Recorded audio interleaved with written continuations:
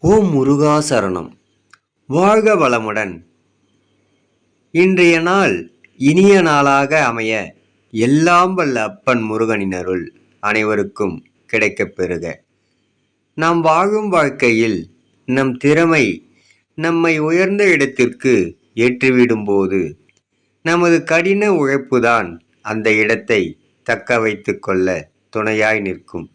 மற்றும் தோல்வியே நம்மை வெல்லும்போது நாம் ஏன் தோல்வியை வெல்லக்கூடாது? முயன்றால் மாமலையும் சிறு கடுகுதான் நமக்கு.